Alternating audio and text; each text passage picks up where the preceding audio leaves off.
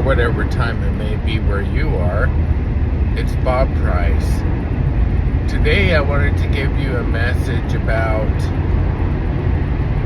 maybe thinking outside the box and doing something a little bit different, like going to one of the museums that are close to you in your town.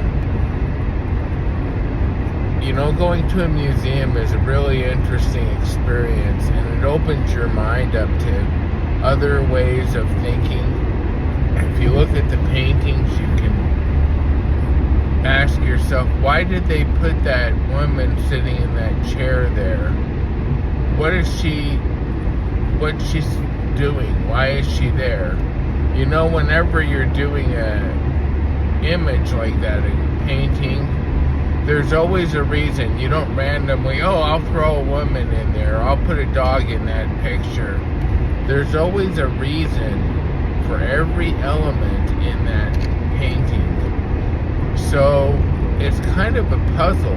Every painting that you look at in the museum is kind of a puzzle, because there was a reason the artist put the imagery there.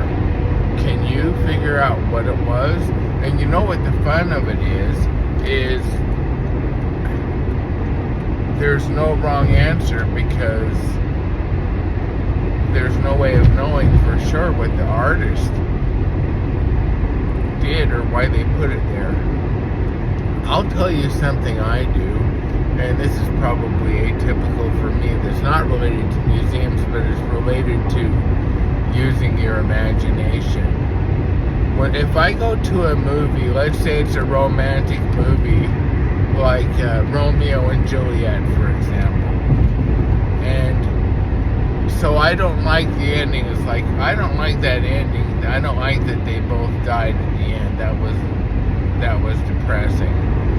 So what I do is I think to myself, well, I'm going to change the ending in my mind, the way I think I wanted it to end. And the way I wanted it to end is they snuck off and they moved to Switzerland. So that's the ending of Romeo and Juliet, according to me. And it was a great ending. They lived happily ever after, and it was all happy. Anyway, gotta run. I hope you have a good day.